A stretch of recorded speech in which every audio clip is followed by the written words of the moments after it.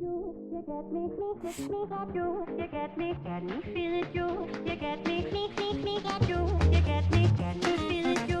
You get me, get you. Hello. Thank you for joining us. We are talking politics and religion without killing each other. I am your host, Corey Nathan, and it is an honor to be a part of the Democracy Group, a network of podcasts that examines what's broken in our democracy and how we can work together to fix it. Let's get right to it. I am so grateful to be joined by Dr. Matthew D. Taylor. Dr. Matthew Taylor holds a Ph.D. in Theological and Religious Studies with an emphasis on comparative religion and modern radical movements of Muslims and Christians. His day job involves challenging antisemitism, Islamophobia, and Christian nationalism, training and equipping Christians for interfaith engagement, and facilitating dialogue among Christians, Muslims, Jews, and others. Dr. Taylor is the author of Scripture People, Salafi Muslims in Evangelical Christians America, which came out in 2023, and more recently, The Violent Take It by Force, the Christian movement that is threatening our democracy, which we'll talk more about today. Dr. Taylor, Matt, thanks so much for joining me. How you doing? Thank you for having me. I am doing all right, all things considered. Yeah, all things considered. Did I get Salafi pronounced right? Salafi. Salafi. Oh, Yeah. damn it. Okay. Salafi. Okay. I'm going to get it better next time.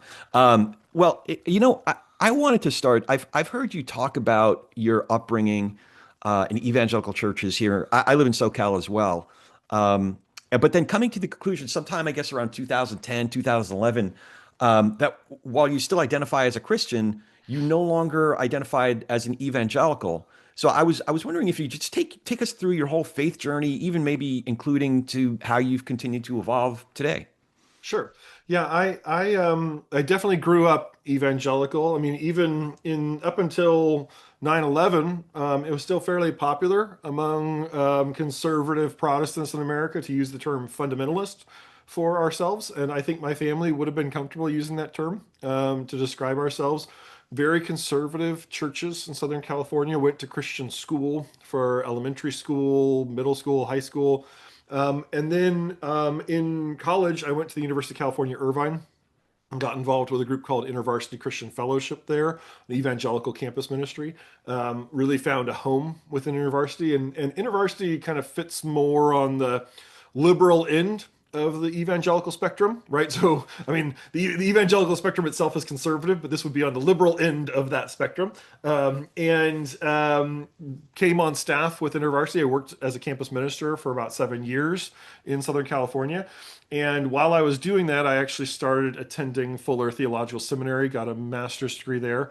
And it was right as I was kind of wrapping up my time with InterVarsity, wrapping up my time at Fuller, that I really came to the conclusion that I really couldn't, with integrity, call myself evangelical anymore. At least not in the standard definition of that word. I simply did not feel a deep connection with a lot of the stronger tenets of evangelical theology, especially efforts to convert people to my particular perspective.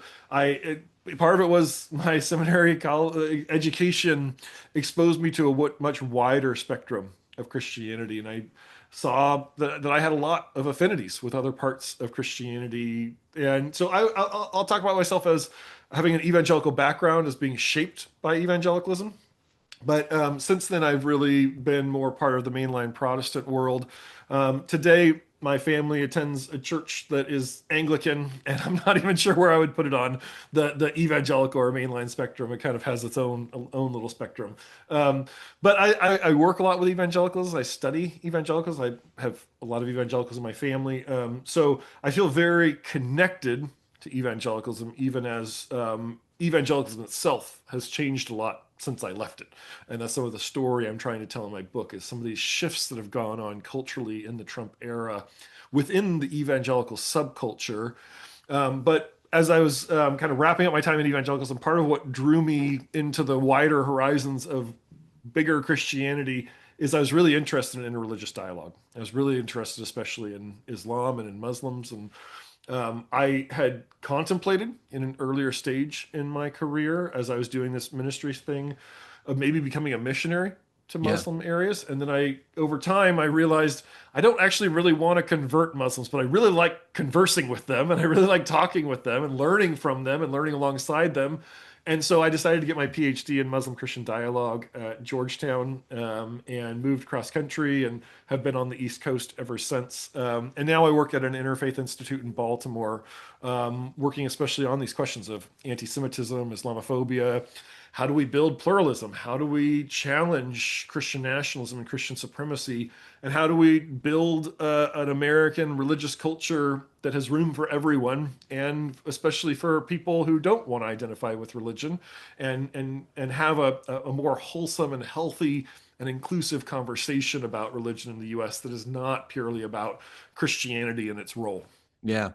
Toward the end of the book, Vow Take It by Force, I forget which leader it was, but one of the leaders you were describing one of the leaders from New Apostolic Reformation, his experience at the Ellipse on January 6, 2021, and then on his plane ride home, a few different instances of him turning around to this, a Catholic person and a Muslim person, and they gave their life to the Lord right then and there, and right on the plane, she just gave her heart to Jesus.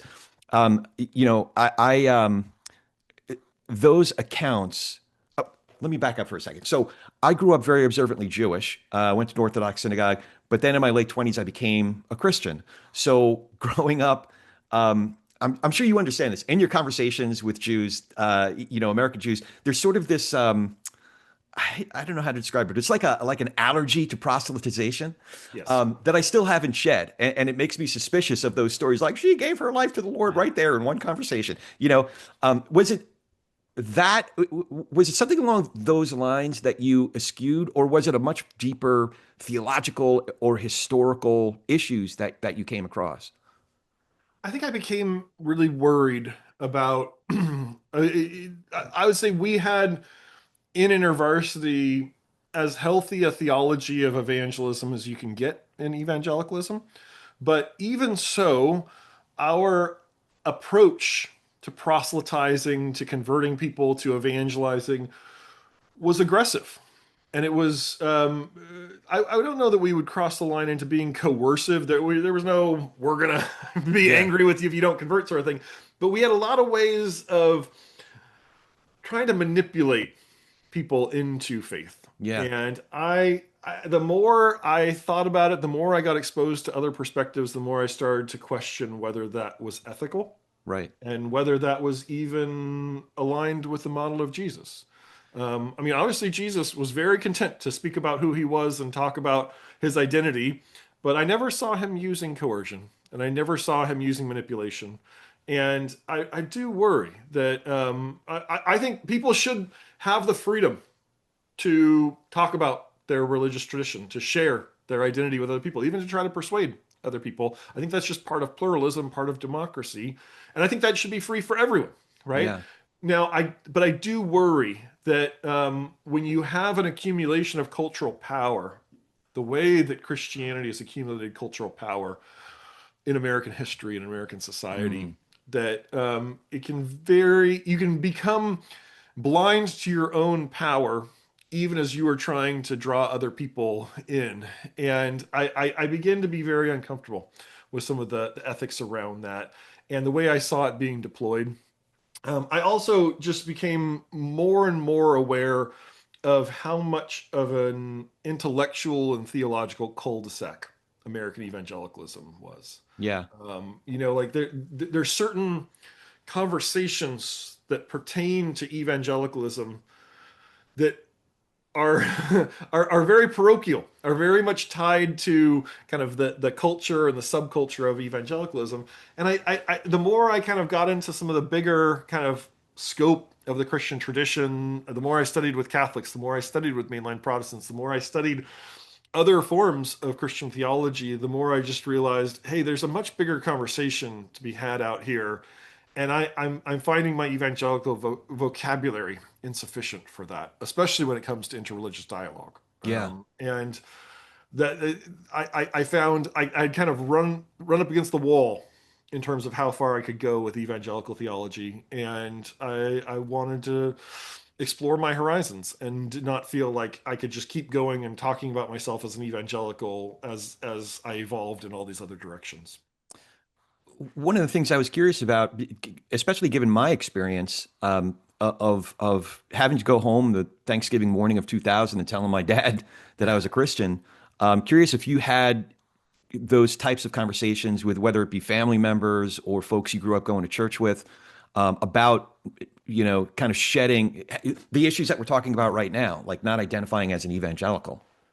Yeah, I mean, I've definitely had some tense conversations with family members and friends on these topics. My family, um, they were always pretty flexible on these questions of kind of identity and identification, and I think my family had seen the dark side of evangelicalism and evangelical politics, evangelical culture, and so there's an openness, and they've been on the journey with me, and so I still have great relationships with my immediate and extended family, but we don't always see eye to eye on Yeah. questions of religion, and sometimes it's very hard for them to understand some of the interreligious dialogue that I do. Less because they can't conceptualize it or value it, and more it's just very foreign to them. It's outside of their range of experience. Um, it makes sense. And there's a couple different threads I might want to pull on here. But I guess it makes sense why you ended up academically pursuing Muslim Christian relations, because it sounds like it's all tied into the questions you were grappling with yourself. And then the conversations that you were having as a result of some of the conclusions that you were arriving at. Is that fair to say why you ended up going to Georgetown and studying that particular area? I mean, let me tell you a story. So, in 2003, I had just graduated from college, and I went on a missions trip to Turkey Okay. to try to convert Muslims. Right. And so I was living for a month with this Turkish college student guy, and I mean there's a little bit of cynical instrumentalism on both sides of the relationship. So we Yeah. were there to try to share the good news with Turkish people, and then these Turkish students would join this program because they wanted to learn English, and here were some Americans that they could practice on. And so like they were kind of trying to learn English, and they knew there was something kind of fishy going on with these evangelicals, and then Yeah. we're there and we're trying to be, oh, let's talk about Turkish culture. Oh, I have all these questions about the Quran, and then my language partner, Turkish friend, knew virtually nothing about Islam. He was a fairly secular Turkish individual. Would have identified as a Muslim, but like many Muslim college students in that era, was not deeply attached to faith. Never went to Jumu'ah prayers or read the Quran or anything. And so I'm trying in this month that we're living together to really emphasize my piety, to be overt in reading my Bible in front of him and trying to start all these conversations with him. And we get to the end of our month together, and he takes me out to dinner on our last night together. And he says, Matt, I really admire your faith. And I thought, I've got him. I got him, right? And he says, and it's made me want to become a better Muslim. And I'm going to start reading my Quran more. And I'm going to start going to Jummah services and going to prayers in the mosque. And I'm just really grateful for that.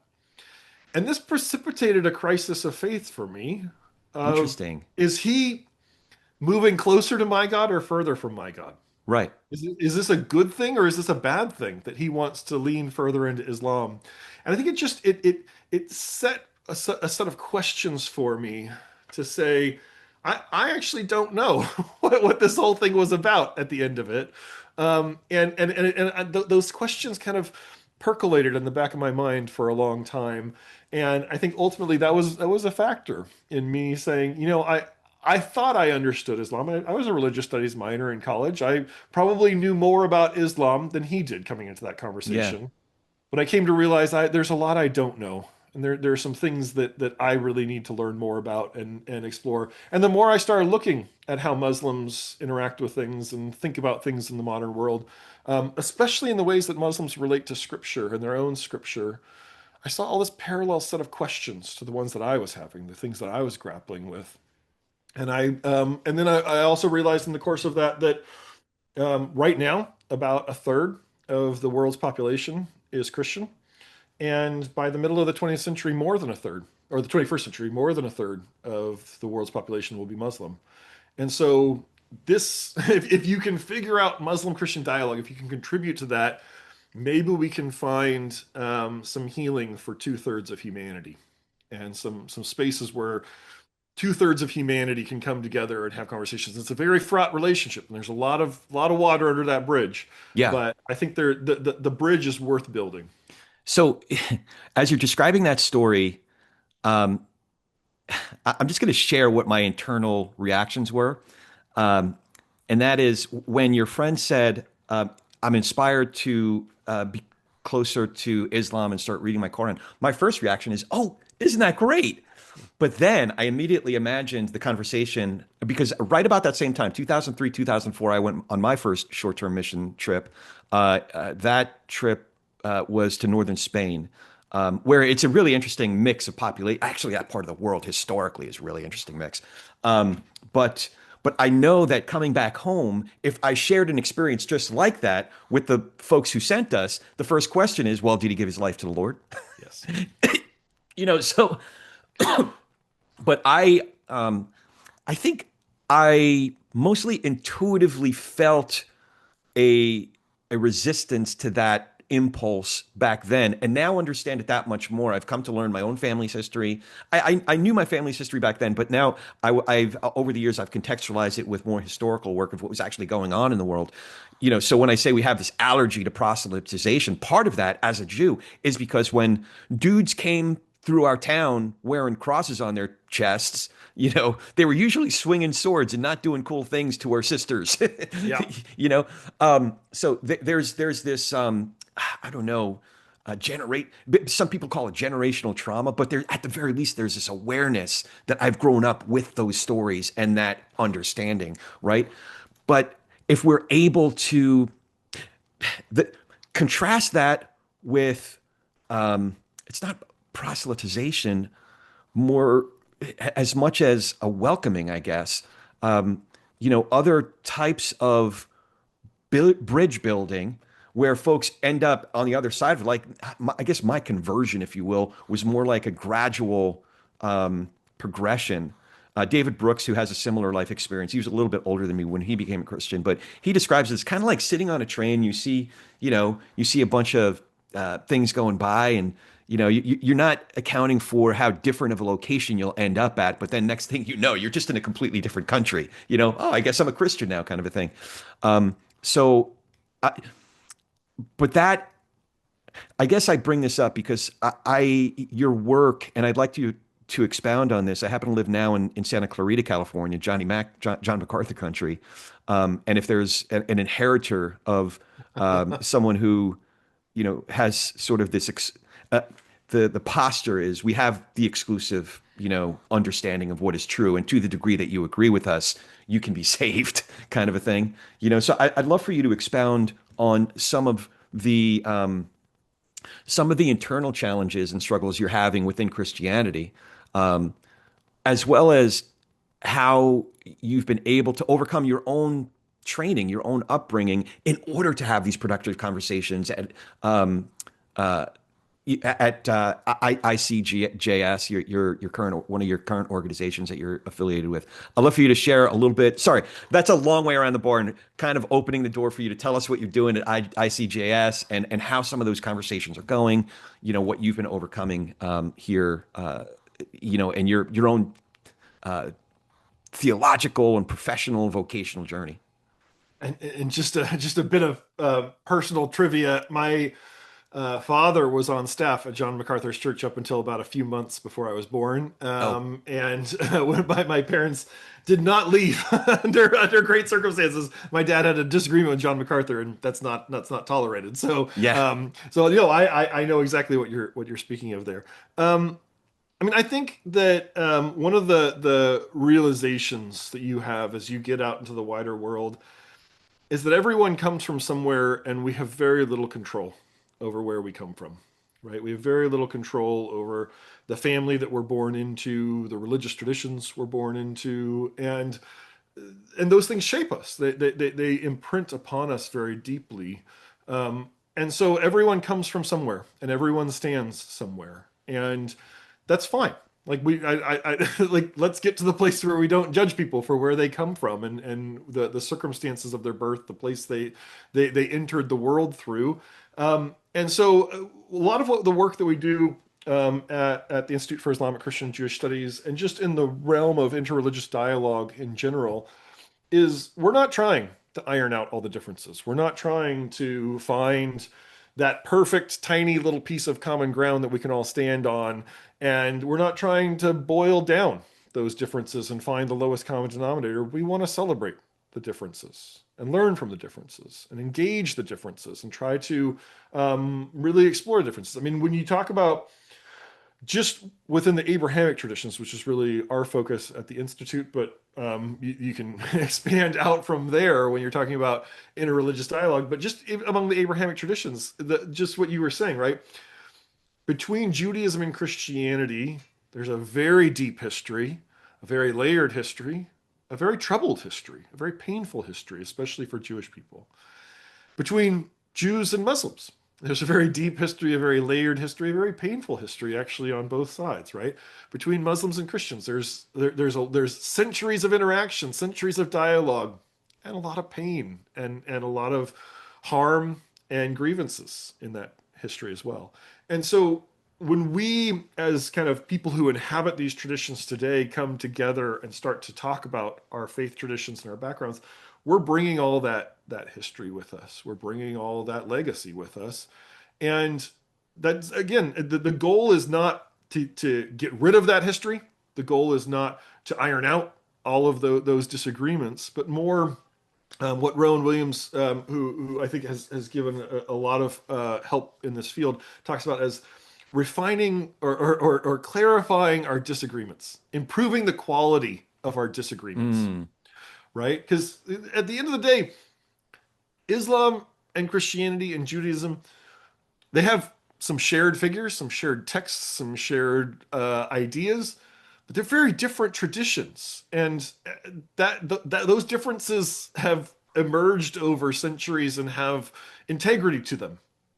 And so, but I find when I go and engage in dialogue with Jews or engage in dialogue with Muslims or engage in dialogue with people who are not religious even, it improves my Christianity. Yes. It teaches me to ask different questions of my own tradition, questions that might not occur if I'm just living within my tradition. And it gives me access to a whole range of thinkers and approaches and even different sets of scripture, or in the case of Judaism and Christianity, a totally different approach to the same set of scriptures, right? That then kind of opens up new avenues for my own reflection, new space. So I'm a better Christian because I do interreligious dialogue. I am more passionate about my own faith because I engage with other people who are passionate about their faiths.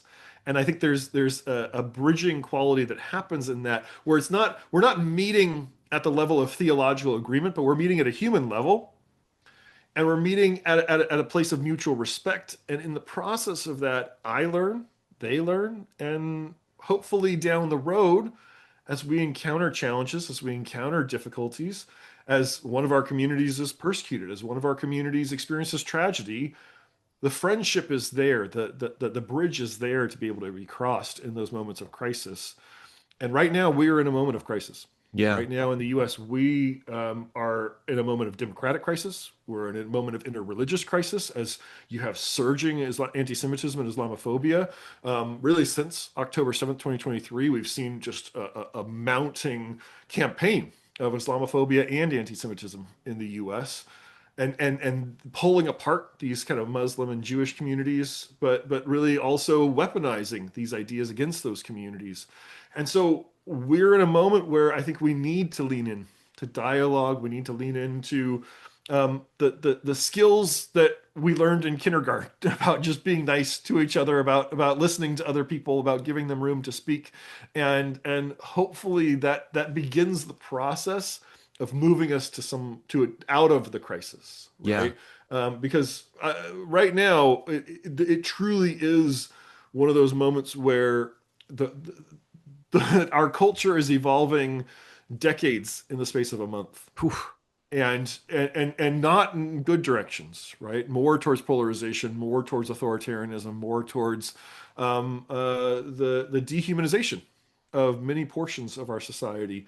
And we know enough from history to know that that never leads to good things. That only leads to violence, that only leads to death, that only leads to polarization and harm. And so now is the moment for us to lean into what Lincoln called the better angels of our nature. This is not a well-formed question, but I'm trying to relate my own experience, also understanding kind of sociologically what's been happening in our country, at least over the last 25 years, the very time that been a Christian. For the first 10, 15 years, I was very, very influenced and ultimately became friends with Ravi Zacharias, very prominent. He had a kind of a tragic end, and there was tragedy around him, some of which he imposed. Yes. But I was trained up in that style of apologetics, the Lee Strobel, Josh McDowell style. But then I was exposed to another way. It's not even apologetics. It's just a way of having dialogue. And it's not a direct comparison, but I started reading N.T. Wright's books, the big books, the thicker ones where he spends 150 pages engaging with other scholars. Yep. And that style of engagement, unlike Ravi has a series of books where it's Jesus and Buddha, Jesus and Oscar Wilde, Jesus and some other figure that he has, and he teases out this imaginary conversation where Jesus is right, and they're wrong, and here's why. And it's a kind of a neat illustration and an equipping to a way to equip people to, counterpoint kind of a style. Now, the reason I bring this up is because I'm imagining fast forward from, when I started really becoming much more compelled by the type of dialogue that N.T. Wright engages in, or the type of dialogue actually that my friend Tommy, who I was mentioning, who taught it, started teaching at Fuller Wright toward the end of your time there, that I was exposed to when I went to the last one. I went to one in San Francisco and one in New Orleans, actually, where the Society of Christian Ethics met at the same time Society of Jewish Ethics, Society of Study for Muslim Ethics. They all got together, and those conversations were so interesting to me because, to your point, it wasn't a debate, it wasn't a contest. It was, hey brother, how you doing? Oh, that's interesting, wow. And the goal was a better understanding of each other, and to your point about rehumanizing each other, the goal was to see each other in all of our humanity, as opposed to convincing them that we have this exclusive humanity and sort of like a faith version of chauvinism, that you're welcomed, like I said before, kind of overly simplistically, you're welcomed to heaven if you agree with everything I say. Now I'm wondering, though, as we've seen an amplification of, you talk a lot in your book about the kind of violent language, not so much for them advocating for violence as a number of the leaders really made a point of disassociating from the violence that occurred on January 6th, but that violent language leads itself. So take a Josh McDowell, take a Lee Strobel, take a Ravi Zacharias, and put a freaking AR-15 in their hands. You know what I mean? That's the style, the contentious put on, with actual ammunition as opposed to rhetorical ammunition. So I'm teasing this out in real time. Is any of this making sense? Yeah, and I think we have to remember our American history and parts of our American history that we sometimes either mislearned or misremembered. And what we today call Christian nationalism has always been a force in American history. It was there at the founding, right? This impulse to make the U.S. a Christian nation. This was a debate among the founding fathers, and it's gone in different waves in American history. There was a big wave during what we call the Second Great Awakening in the lead up to the Civil War. I'd argue the Civil War itself was a holy war between two different visions of Christian nationalism. One that was more northern and more aligned with the founding of the U.S., and one that was more southern and was more racialist and chauvinistic, right? And then we have, and then there was kind of an ebb after that, and then there's another wave of Christian nationalism in the 1940s, 1950s, around World War II, around the Cold War, around anti-communism, the Red Scare, right? The reason we have in God we trust on all our money, and under God in the Pledge of Allegiance, those were not original Right. to American coinage. That was not the original Pledge of Allegiance. That happened under Eisenhower in the 50s, right? Because we are a godly nation against the godless communists. What has changed in recent decades is starting in 1990, up until 1990, just about every survey you can find of the American populace, and this doesn't come from the census because they don't ask questions about religion in the census, but in just about every other survey you can find, 90% or more of Americans identified as Christian up Yeah. until 1990. Starting in 1990, you start to see a decline. Right. And that decline is rapid through the 1990s and then tapers off a little and then starts again in the 2000s. Today, we're down to about 63% of Americans identifying as Christian. So what we've had is a rapid secularization of not necessarily of American culture, but of the American populace, Yeah. right? Where 1/3, roughly, of the people who were identifying as Christian 35 years ago are not today. Right. And so while there has been this kind of Christian nationalist tradition as part of American history, it's much more desperate today because it's losing power. And there's this sense, right? When they're doing this in the 50s, right? Oh, we're going to put under God. Well, 90% of the country is Christian. Probably 95, 96% at that point, right? Who's objecting? Right. Right? But now there are other voices in our society. Our society is much more plural. It's much more diverse racially, much more diverse religiously, much more diverse culturally, right? And so there's this retrenchment that's going on. There's a viciousness to this Christian nationalism. And part of what I'm also trying to show in the book is that new theologies have emerged within that retrenchment that Yes. have radicalized many, many evangelicals and Oh. and have changed evangelical politics in very significant ways, pulled them further to the right, pulled them further into more populism, more violent rhetoric, and we're seeing the fruit of that today. Yeah. A lot of that gets accelerated under Trump, but there was a buildup before Trump, and now we are living in the aftermath of a revolution within American evangelicalism that very few people have recognized. So I'm sure hopefully you're not too tired of talking about this. It's been almost a year since the book came out, but this is exactly where, so your second book, Violent Take by Force, deals with this head on. So if you would, I'll put links in the show notes so folks can find the book and buy the book. It's really worth the read because you get introduced to some of these characters. You also get introduced to the historical, context. But if you would, what is the new Apostolic Reformation? Where did it come? Where did it come from?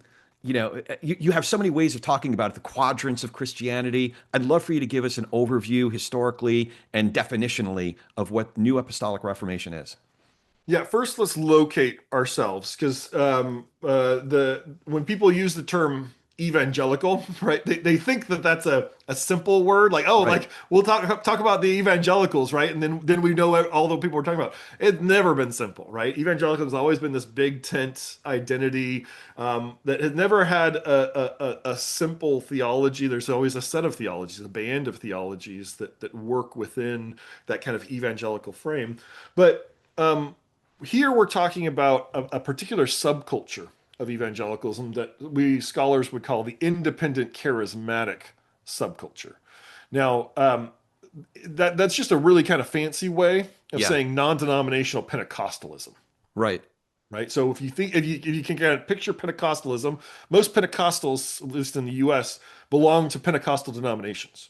But there's always been this non-denominational wing of Pentecostalism that has emerged. I mean, Pentecostalism itself emerges in the first decade of the 20th century, 1900, 1907, depending on how you date it. Yeah. And so what we have, though, is this emergence of this non-denominational Pentecostal wing. It's always been kind of the Wild West of American evangelicalism. Yeah. Right. So you got Pentecostal, like you got charismaticism, right? This more supernatural spirituality, this desire to access the more miraculous dimensions of Christianity. But then you got non-denominational governance, right? So things can go in every direction because there aren't these anchoring institutions and traditions holding it together.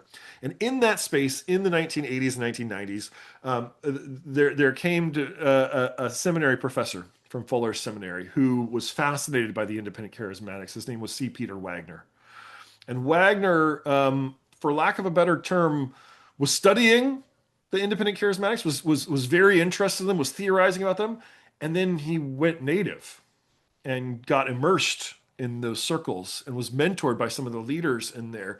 And he came to believe that he was destined by God to found a new wing of Christianity, a new movement within Christianity that he called the New Apostolic Reformation.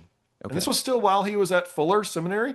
In fact, the term New Apostolic Reformation was coined at a big symposium, a big Fuller symposium that Peter Wagner ran in 1996. And he started gathering a group of these independent charismatic leaders around him. They were often looking to him as a sort of mentor. And that group of leaders all came to believe that they were modern day apostles and prophets. This is where the term apostolic comes in the title. Okay.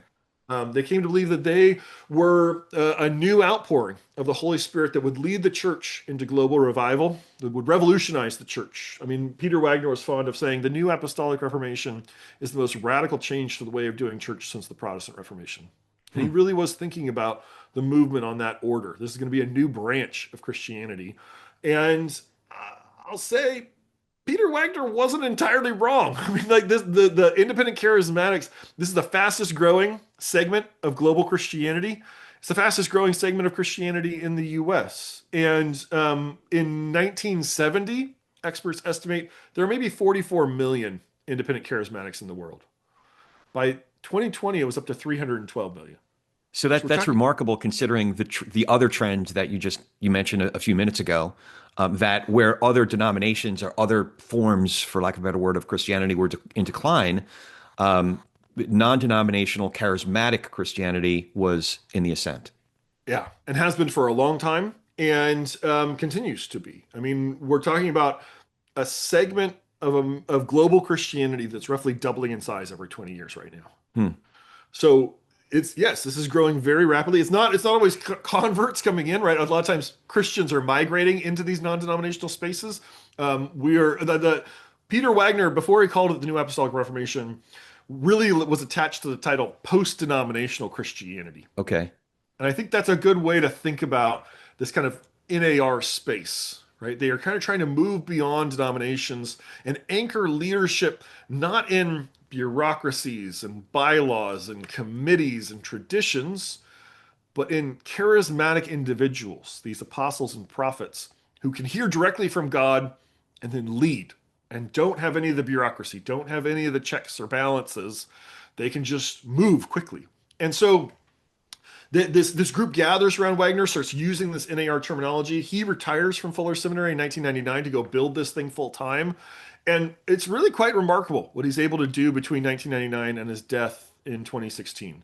Hundreds of very entrepreneurial and skilled leaders join this movement, start taking up this terminology, calling themselves apostles and prophets. They get very, very attached to this idea of spiritual warfare, and not just spiritual war. And spiritual warfare, for those who are not familiar, is just the idea, very popular among evangelicals, Black church, Catholics, this idea that there are angels and demons battling in an invisible spiritual realm all around us, and that warfare affects us as humans and as Christians, and that as Christians, we can participate in that warfare. So if you are feeling depressed, if you're feeling like, I'm just battling my personal demons today, well, you can pray, you can worship. At the extreme end, you might have somebody perform an exorcism on you, right? That's all part of spiritual warfare. Yeah.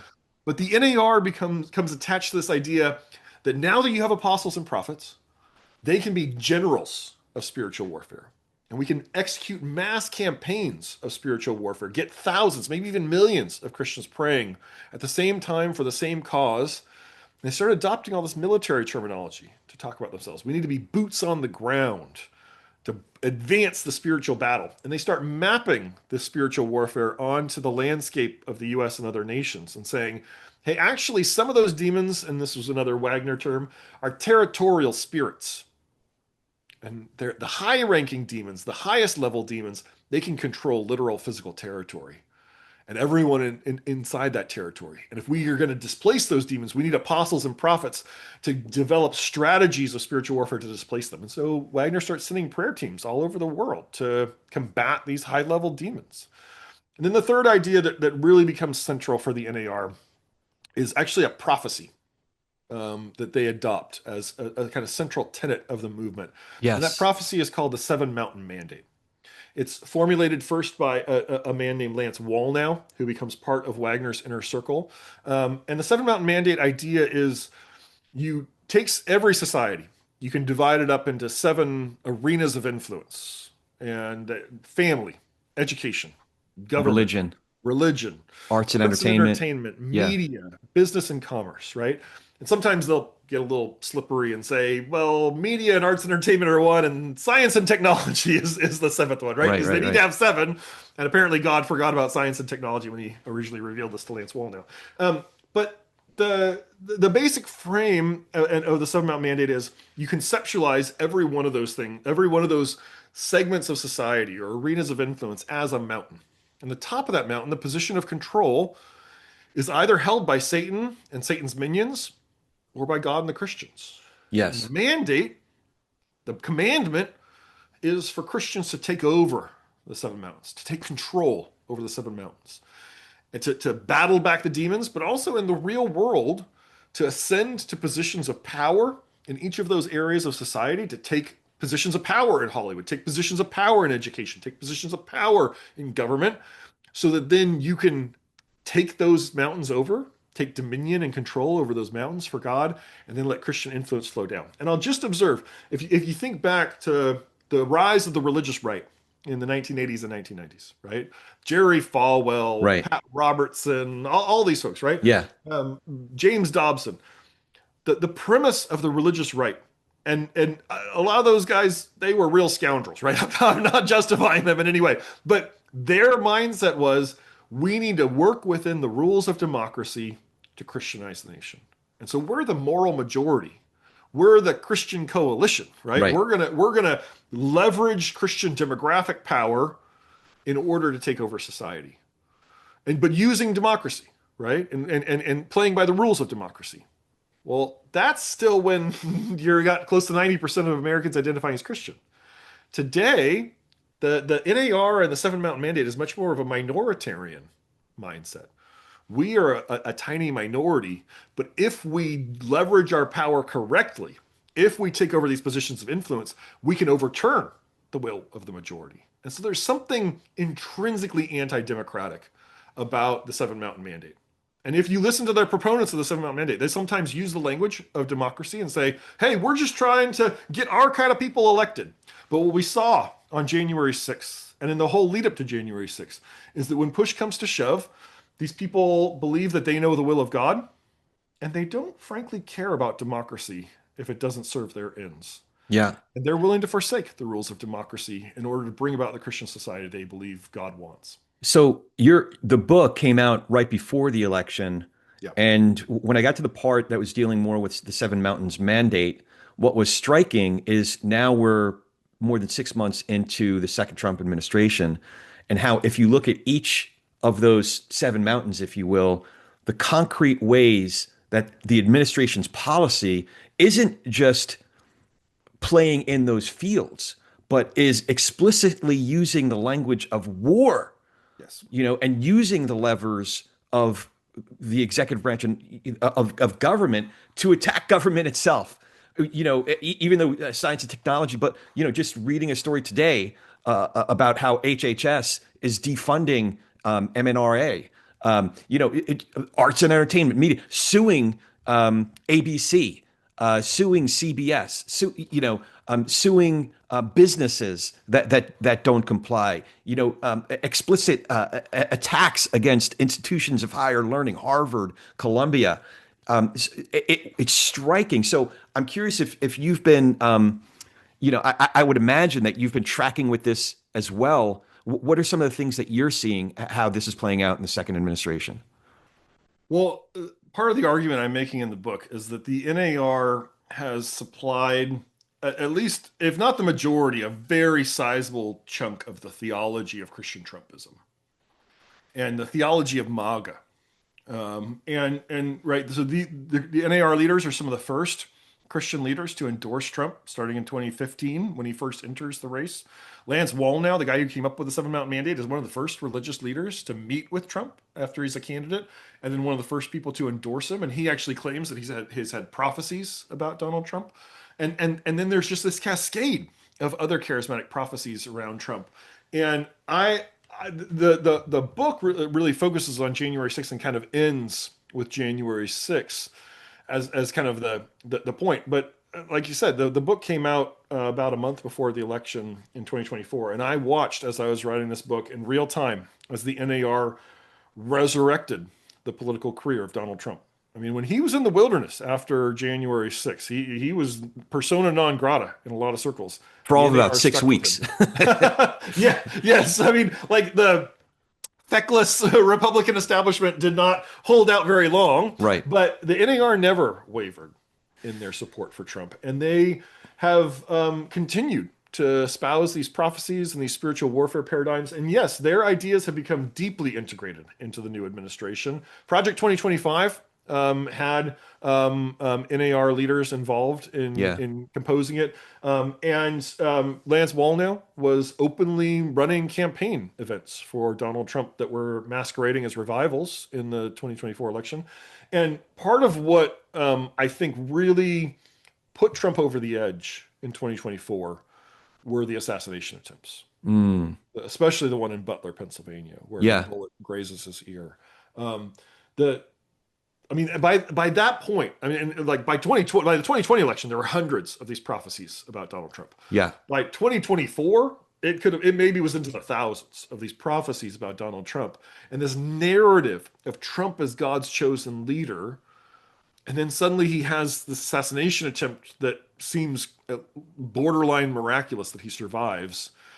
And that just threw these prophecy narratives into hyperdrive. And I would argue there's evidence that Trump himself has started to believe these prophecies. He believes it because he wants to believe it. I mean, that's the kind of personality. Yes, I mean, there are very few narcissists when you have hundreds of people fawningly offering celebratory prophecies about you who are just going to simply reject those things, right? Right. They're telling him exactly what he wants to hear about himself, but he has adopted more of a religious vocabulary since Butler. And if you listen to his speech on election night, his victory speech, if you listen to the joint address to Congress that he gave earlier this year, if you listen to what he said on Inauguration Day, every time he comes back to these questions, he says something along the lines of, what happened in Butler, Pennsylvania, was God saved me so that I could save America. That's messianic language. That's divine right of kings. Yeah, we fought a revolution 250 years ago to get rid of the divine right of kings. A third of the country has dedicated itself once again to the divine right of kings. I have so many questions. There's so many more questions now. And forgive me because I have like pages and pages of actual questions that I prepared, but I keep on going off script. So one question is, you've been writing about these characters, and certainly in the book, but also in articles and interviews. You've covered these characters that are now, one step removed from arguably the most powerful person in the world, from Donald Trump himself. And it is an explicitly aggressive administration. Have you been the target of any attacks of some of the folks that you've written about, or some of their followers? I mean, they don't like me. Lance Wallnau's gone after me on Twitter a few times. I've gotten some nasty mail. I haven't gotten any death threats that I know of. I mean, I kind of exist outside their world. They don't really have any sort of power over me. The way that they police their own and keep their other leaders in their world in line is through the power that they have over their followers. But their followers already don't like me, so yeah. I'm generally okay. And no, I have not. I've not received any sort of death threats, but I've definitely upped my own security protocols. That's good. I'm glad about that. I do want to talk about what all this means for the state of American democracy, our constitutional order, as well as the state of the church. Just one example, you've described how Christian nationalism, new and NAR, New Apostolic Reformation, is openly embracing the end of liberal, lowercase l, liberal Yes. democracy, in pursuit, just like you described a couple minutes ago, of I think in another interview, I heard you describe it as illiberal Christian democracy, I think. Can you tease out that difference for us a little bit? How would you define the differences, and um, how do we see this already? You've talked about it a little bit, but how do we see this already taking shape? Yeah, so liberal democracy versus illiberal democracy, this is kind of political science language. And as you said, we're talking about liberal with a lowercase l, which is roughly a way of talking about the values of the Enlightenment, Okay. right? So liberal democracy is a democracy that not merely has elections where the majority makes decisions, but a liberal democracy is one that has the rule of law, that protects the rights of minorities, be they religious minorities, racial minorities, political minorities, that has an ongoing like competitive democracy, right? Where you have multiple parties that can win, that are competing against each other, that there's no kind of government agency putting their thumb on the scale to say, hey, this is the only party that can plausibly win elections, right? All of those are markers of liberal democracy. When we talk about illiberal democracy, I would call an illiberal democracy a democracy in name only. And Hmm. and and the because of the nature of the modern international system and how it has evolved, most nations in the world at least make a pretense of democracy, right? Vladimir Putin has elections. He loves having elections. He wins them all by 90 plus percent. Right. That is not a liberal democracy, That's right? right. Because if you try to run against Vladimir Putin, you'll probably end up in prison or dead, Yeah. right? So you can have the kind of trappings of democracy and yet not the spirit of democracy. And part of the challenge that we have right now is that one of our political parties has given up on liberal democracy. The Republican Party has functionally given up on liberal democracy, on the rules and norms of liberal democracy. I think that has largely happened under Trump and under his influence, but there were elements that were moving that direction before Trump, and that's part of how he was able to come to power.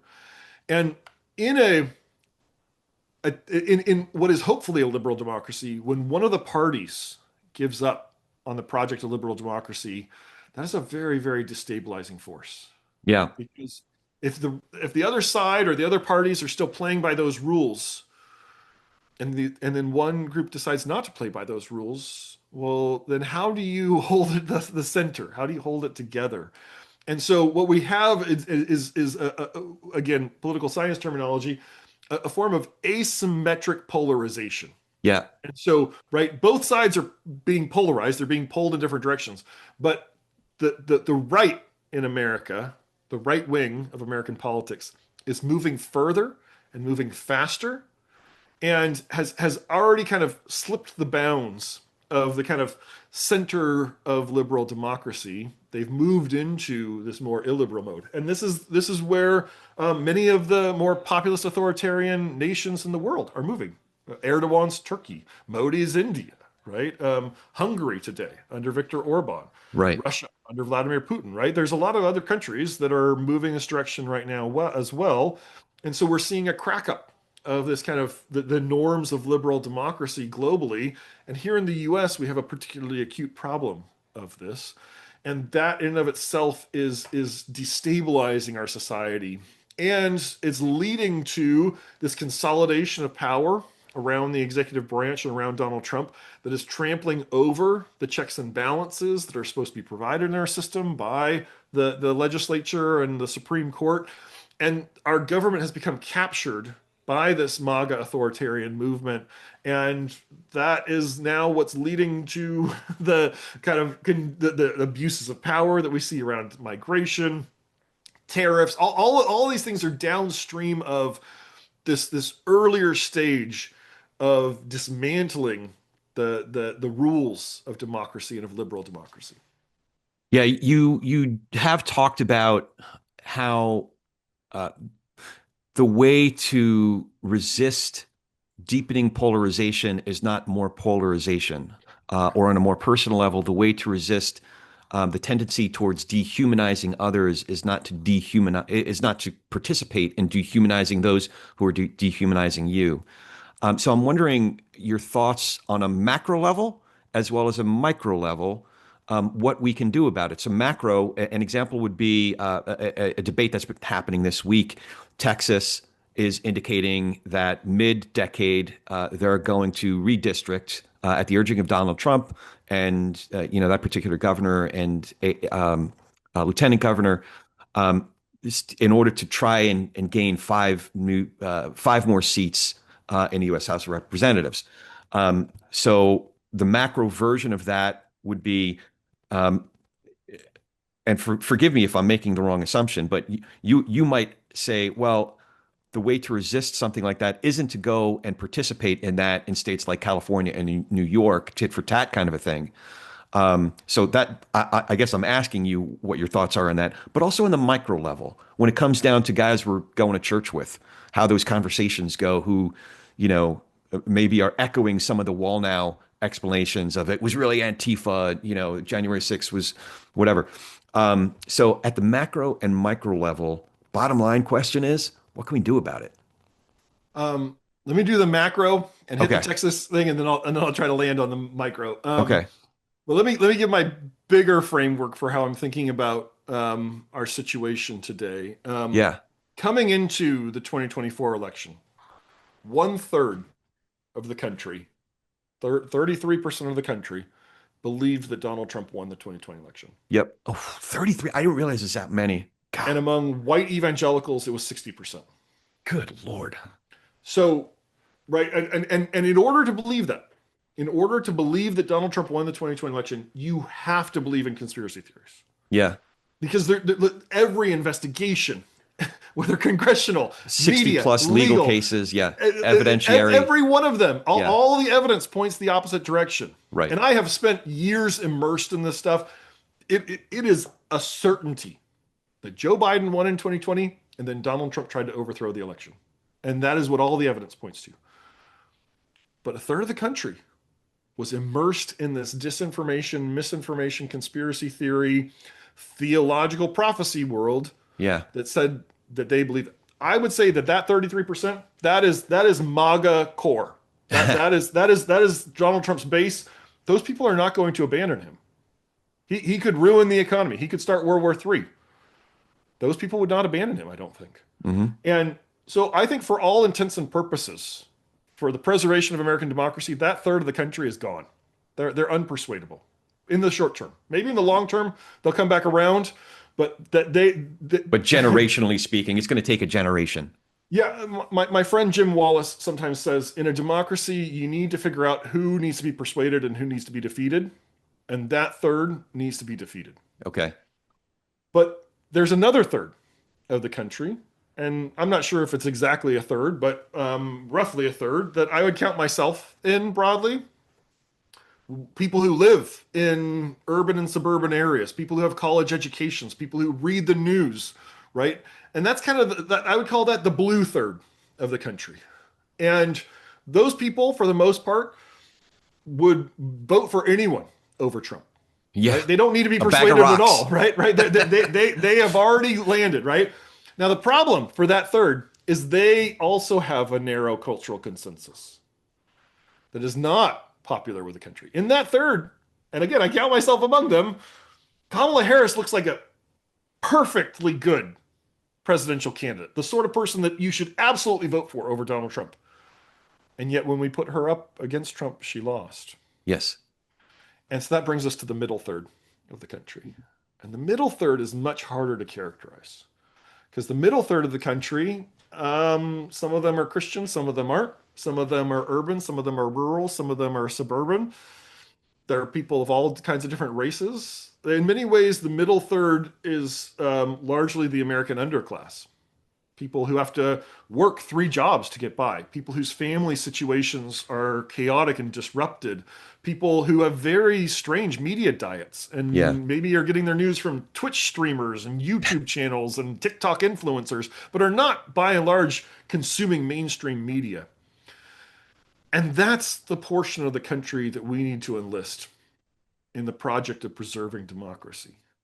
And so at the macro level, I think the task for those of us who are news consumers, who listen to podcasts like this, who have our college educations and college degrees, we need to get in touch with that middle third. And the big divide between the blue third and the middle third is education. Most of the people in the middle third do not have a college education. And so they aren't necessarily deeply committed to the principles of liberal democracy. I'm not even sure that many of them could define that term. They've got bigger fish to fry in their individual lives, right? And for that middle third, at least for half or more of them, they were like, my life does not feel better than it did 4 years ago. And so I'm going to go with Trump this time, right? Yeah. Those are the people we need to persuade. Candidly, I think that point is where I was most numb, that I just missed. Because every time I got into a conversation about the economy, I said, I was talking about job numbers. I was talking about inflation rates. I was talking about GDP. I was talking about the markets. But at the end of the day, they were talking about eggs. Yep. They were talking about groceries. They were talking about gas, right? Yeah. And so the task, the macro task is to build a 60% plus coalition for democracy, for pluralism that has to be big tent, that cannot have purity tests, that cannot be about our little internecine squabbles about what's the proper language to use about X, Y, and Z, right? Like we just need to set aside the little squabbles of the blue third. Amen. And focus on building out a giant big tent coalition for democracy and pluralism. And that means also making economic arguments, right? And I would say that when we talk about the situation with redistricting in Texas, I think Democrats need to play hardball right now. Okay. Because Interesting. that is right. There's no law against mid-cycle redistricting. It's a norm, and the norms are out the window. Right. And if Democrats keep living by the old norms while Republicans ride roughshod over them, then that is how authoritarians consolidate power. Yeah. Everything needs to be contested. Everything needs to be battled. Everything needs to be fought. Again, I think Democrats need to do that in a way that's not dehumanizing. The third of the country that is MAGA, they are Americans. They're human beings. Yep. They're my fellow citizens. I bear them no ill will. I want them to have flourishing lives as well. Politically, they have gone down a very dark and toxic path, and they need to be brought back to reality. And the best way to do that is to save our democracy. Because if we don't save our democracy, the facts are never coming back. The interesting thing is that you and I have something in common. That is, we're Christians. So the title of your book is the 2024 book is great. The Violent Take It by Force, and it's essential. It's from Matthew 11. I forget what verse. Matthew 11. Yeah, Matthew 11, 12. 11, 12. So part of my conversation there's often the phrase of, that's really interesting. Let's keep reading.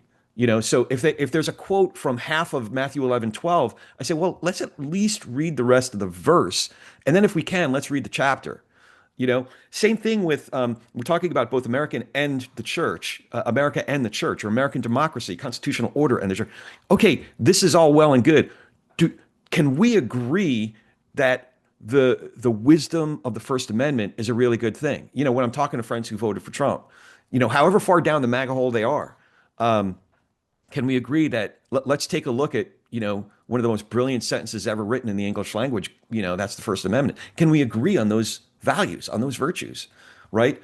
So I think that, but a lot of what you talk about toward the end of the book, in the conclusion, is what I mentioned before, not to participate, not to dehumanize as a response to somebody who's dehumanizing me, but to rehumanize. And, so yeah, this is not so much of a question. You're sort of inspiring a bunch of thoughts I have, because at the end of the day, like this afternoon, I'm probably going to the local pub and meeting a couple of these guys that I'm in dialogue with. And this is what this whole project is. How do I and people who are interested in this project do it better? How do we connect, whether it's that 1/3 who's all the way down that rabbit hole, or really the third in the middle who actually, at the end of the day, are the difference between what happened in 2020 versus what happened in 2024. Yeah. So what, if you would like, you can respond to that any way you like, but what are some of the other prescriptions? How can we do this thing better? Most of the speaking invitations I get are from churches and colleges and universities and civic groups that exist in the blue third.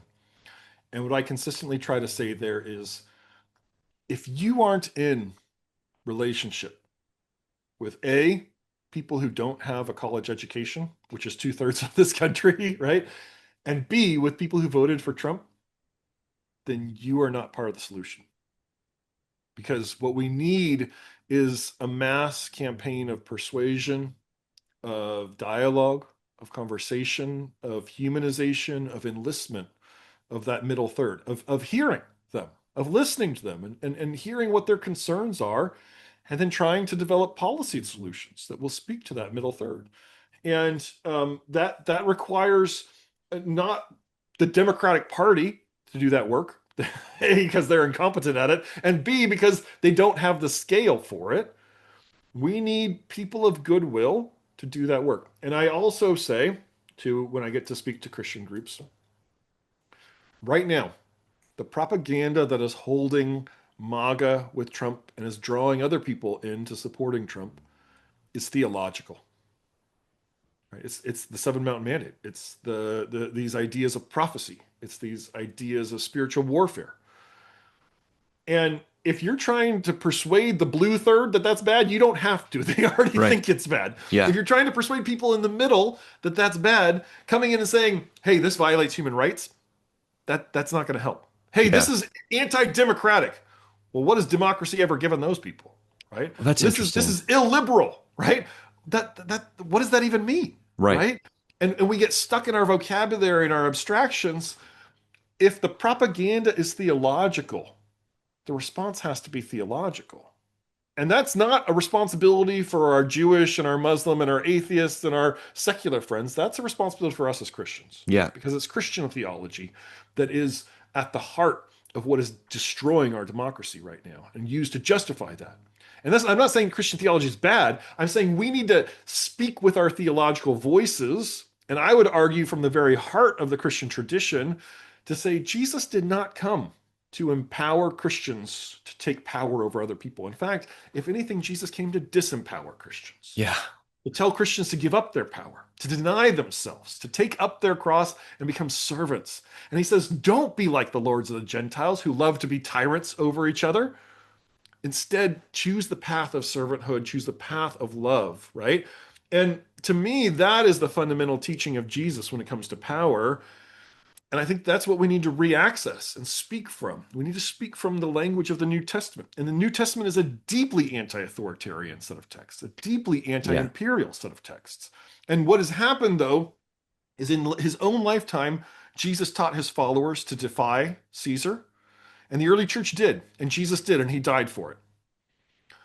But somewhere along the road, and I think a lot of it centers in the 4th century, the Roman Empire that had colonized the human Jesus came along and colonized the divine Jesus and turned him into a tool for their power. And they made the empire Christian.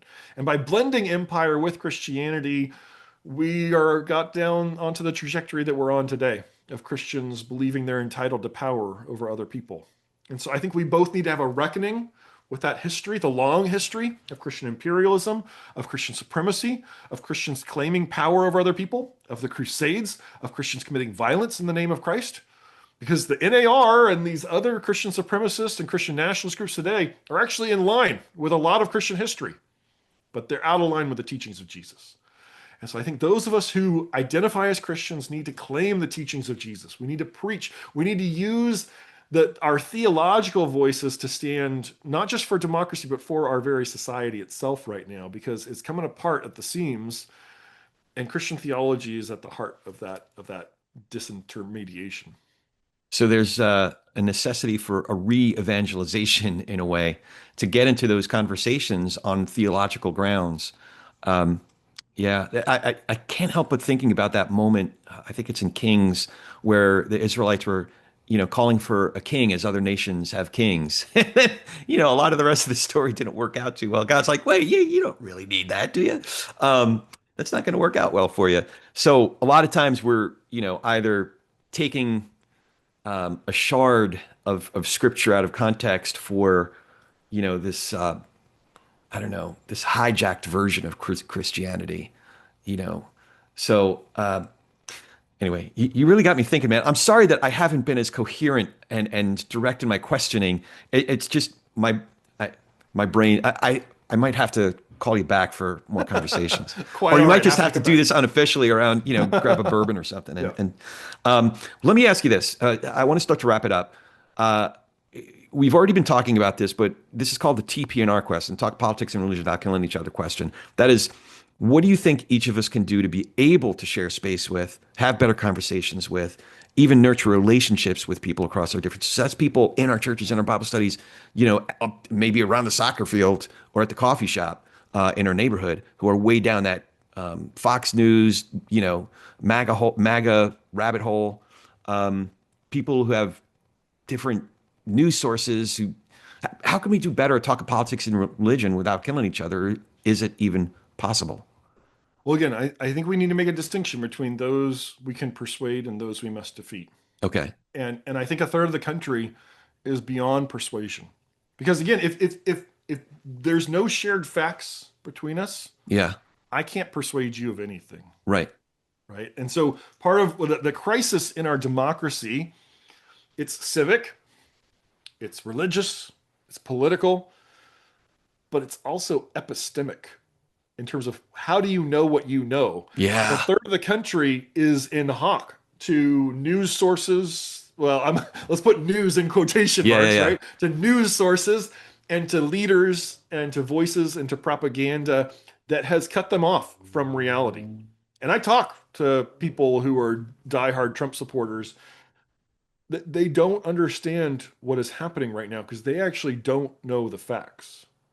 And so there's no, I don't think, I think it is a wasted effort to try to persuade those people that they're wrong or to come to the other side because you have to reestablish epistemology in order to do that and Yeah. find some shared set of facts that does not exist. It's not in evidence. Now, with people who are persuadable, and some of them voted for Trump, right? Yeah. There's plenty of people who voted for Trump, not believing that he won in 2020, but believing he was going to improve their lives, Yep. or that he would be better than Kamala Harris, right? Whatever, however they rationalized it. With talking with those people, I think what we need to do is, hear them out. Why did you make the choices that you made? What were the underlying concerns? What were the underlying needs that drew you to make that choice? And I think we also need to enlist a lot of people who are not voters in this country. There are a lot of people who just simply don't vote, who've kind of given up implicitly Yeah. on the process of democracy or have never been enlisted in it. And we can draw those people in. We can point to the world around them and say, this is what happens when you didn't vote. Come join us, right? And I think we need to also not be in the business of drawing lines and purity tests and saying, hey, you need to agree with X, Y, and Z to be on my side. Mhm. I think the gateway question is, do you believe that everyone should have the same rights? Do you believe that everyone should have economic opportunities? Do you believe everyone should have religious freedom? If so, you're on our side. You're on the side of pluralism. And look what they're doing right now to take your rights away, to take away the rights of immigrants, to take away the rights of Black people, to take away the rights of LGBTQ people. Do you support that? Because if not, you're on our side, right? But instead, people, the propaganda wants to distract people from what's going on, wants to cause people to give up hope. I mean, modern authoritarians in the 20th century, the way that authoritarians came to power was by building a kind of ideological movement and then trying to take power through that ideological movement. In the 21st century, how authoritarians come to power and maintain power is they convince you there is no truth Mm. and nothing worth fighting for, Yeah. and that you should just give up because, hey, Trump's a scoundrel, but Joe Biden was a scoundrel. Kamala Yeah. Harris is a scoundrel. So, you know what? All politicians are corrupt. All news is false. Yep. All of it's manipulated. Why should we trust any of it, right? That is how authoritarians maintain power now. And so those of us who care about the value of human rights, those who care about democracy, those who care just about basic equality, we need to be on the side of facts. We need to be on the side of persuasion. And that doesn't mean that we don't have a spine. That doesn't mean we don't stand up when there's these anti-democratic moves like we're seeing in Texas. But I think we also need to be in the business of listening to people's concerns and trying to find solutions that will actually speak to them and serve them, and not merely trying to say, hey, actually our democracy was perfect in 2015 and we just need to go back to that. The American democracy in 2015 was not working for a lot of people. That's how Donald Trump came to power in the first place. And if we are just championing, hey, that system was perfect, well, then we're not persuading anyone. So I think we need to have a reform agenda that says, actually, there's a lot that could be perfected in our union. And here are some pathways to that. Here's some solutions to that. And some of that is a political process that has to happen through political parties. Yeah. A lot of that has to happen in town hall meetings, in coffees, at bars, right? In churches, right? A lot of that persuasion, because people don't, nobody, when they're confronted with, hey, all your ideas that you've been espousing for the last few years are wrong, nobody's like, hey, sign me up for whatever you're arguing right now, yeah, right? That's right. It happens through relationship, it happens through friendship, it happens through trust, and it happens through people having space to realize the poor decisions they've made, and also space to join the other side and not be treated like heretics or second-class citizens. Yeah, I was at a table last night where 3 out of the 5 of us voted for Trump. I don't know how the fourth. I didn't vote for Trump. I'm pretty sure the fourth either voted, third party or maybe voted for Kamala. But 3 out of the 5, and all 3 really have second thoughts, to say the least, in different versions of it about their votes.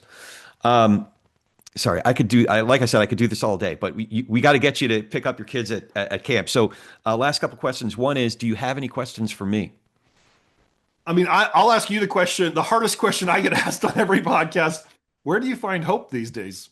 I had that written down but you gave me so many other questions I needed to ask. Where do I find hope? I find hope in exactly what you're talking about. When we actually get together in person, and listen, we could be having the spat on Facebook or wherever it is, right? On any of these social media platforms, with the email exchanges or whatever. But then when I get to the point of like, hey, dude, you're in town. Why don't we go over to 8th and Rail? Let me buy a beer. And then we sit down. And to be fair, sometimes it goes off the rails. It could because at best, if I am actually at my best, I got a Hall of Fame hitter's batting average, somewhere around 300 to 333. The other 2/3 of the time or more, I am striking out, man, and it's driving me crazy. But when I do get a hit, the hit isn't like, oh, I won that debate. That's not what it is. The hit is what Monica Guzman talks about. I never thought of it that way. And I had one of those moments just last week. Really, really good friend of mine helped me understand why some of the things that we've talked about. How can you justify Alligator Island or what is it called? Alligator Alcatraz. He said, Corey, we're at war, man. I voted for that. I voted for all of it. And this guy's from Puerto Rican descent. I voted for all of it, and if that means that I get detained, so be it. This is what I voted for. We are at war. So as stark of a reality as that is, in a way, it gives me an ironic sense of hope because number one, I understood a little bit more thoroughly, but more importantly, my friend felt heard. My friend felt seen. My friend felt understood. My friend, I think the primary reason that he ended up gravitating toward Trump is because as a Puerto Rican, he's tired of people wagging their fingers in his face and saying, well, you should vote this way. And you should, what's wrong with you? The whole orthodoxy thing, saying certain words and voting a certain way. And otherwise you can't be one of us, that you're wrong and you're bad. But this time, this conversation, it was rehumanizing and remembering him as a human being. And I think that I'd like to think that it certainly did something for me, at least in my understanding. But I'd like to think it gives me hope to think that it also, for him to feel seen, gives me hope. Does that make sense? That's inspiring. I mean, that's what I want to see happening all over the place, right? Again, it's not persuasion and people changing their minds. That's very rarely a one conversation thing, right? Yeah. It happens through humanization. And part of the fundamental commitments of liberal democracy is that we can share civic space with people we disagree with, Yeah. and Yeah. disagree with in all kinds of ways, All kinds right? of ways. Yeah, absolutely. Well, that's the project. That's a project of pluralism. Yeah, You it know, is. um, that's a project of being with each other, learning how to be with each other across our differences, and not having to comply, with these orthodoxies. Anyway, like I said, I could do this all day. Before we go, Matt, how can folks follow you, find more information? We didn't even get into the Center for Peace Diplomacy, so that definitely is. I'm definitely going to have you back, man. But find out more about ICJS, Center for Peace Diplomacy, just all the great work that you're doing. Yeah, so the place where I work is the Institute for Islamic, Christian, and Jewish Studies, ICJS.org. We're in Baltimore, but most of the programs that we do are online that people can access through Zoom or other places. Most of the programs we do also wind up on YouTube, so you can go back and look through the back catalog of courses that I've taught on Christian nationalism, Christian supremacy, Christian powers of theology, or Christian theologies of power and resistance, Messianic Judaism, and Christian Zionism. If you want to go down the path of Jewish Christian dialogue, there, Corey. So all of that is available through our website and our YouTube channel. I'm on Blue Sky and Twitter still, I guess, and Substack. Yeah, the book is called The Violent Taken by Force. I have another book that'll be coming out in the fall of 26 that actually is trying to find my theological voice to speak about this stuff and challenging these ideas of Christian supremacy, but also looking at the history of Christian imperialism and saying, if we're going to reckon with Christian abuses of power in the present, we also have to factor in Christian abuses of power in the past, and the people that we have valorized who have been abusers of power. And I think we need to have an honest reckoning with that stuff. So that's my next book project. And yeah, that's where I exist in accessible places online. That's great. I'll put all those links: Blue Sky, Twitter, Substack. I follow the Substack, so it's a really great resource. And prepping for this, ICJS has some great past articles and links to recordings of conversations and presentations that you've been a part of. Do you have a working title for the book that's coming out in 26? The title is Defying Tyrants, Following Jesus in a World of Christian Antichrists. Oh, okay. That'll get some follows. I'll definitely keep a lookout for that. But yeah, just really appreciate all of your work. We did cover a lot, despite the fact that I kind of just was all over the place. But is there anything important we haven't discussed that you'd like to add before we wrap it up? I just want to drive home that however bad you think things are for American democracy, you're probably underestimating the crisis that we're in. But that does not mean in any way to give up hope. Okay. Right? We are right now in this liminal space between liberal and illiberal democracy. We're going down this dark road, but we can stop that.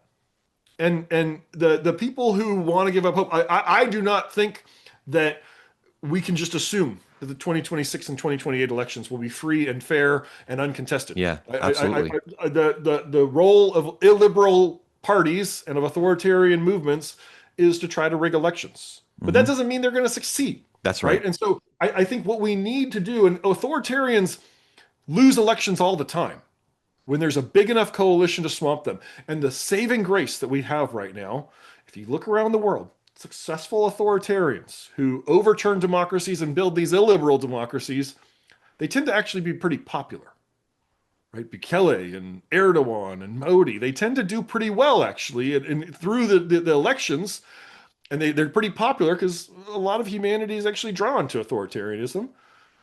Donald Trump is not popular. Nope. Donald Trump is very bad at this, actually. He's got this like feral set of instincts that makes him very good at capturing a certain base and keeping their attention. But he's very, very bad at bridging to other groups and maintaining the power base that he would need to stay in power. And so I think we have a real opportunity in the coming elections, in the coming cycles, to actually stand against this. But it's going to require dropping all of those cultural shibboleths of the left and finding the biggest tent possible of Americans of good faith and good conscience who actually care about equality and decency and humanity, because equality and decency and humanity are out the door if MAGA remains in power. Amen. Amen. Thanks so much for doing this, Matt. I could, man, I have so many responses to just what you said, but I'll wrap it up now. Thank you so much for doing this. It was great to get to know you a little bit better. I hope this is the beginning of more conversations to come. Happy to come back anytime. Absolutely. And as always, if you dig what we're doing here, remember to follow the show, write that review, and now you can watch these conversations on YouTube. It's youtube.com/@politicsandreligion, youtube.com/@politicsandreligion. And I am at Corey S. Nathan, at Corey, S as in Sam, Nathan, at Corey S. Nathan.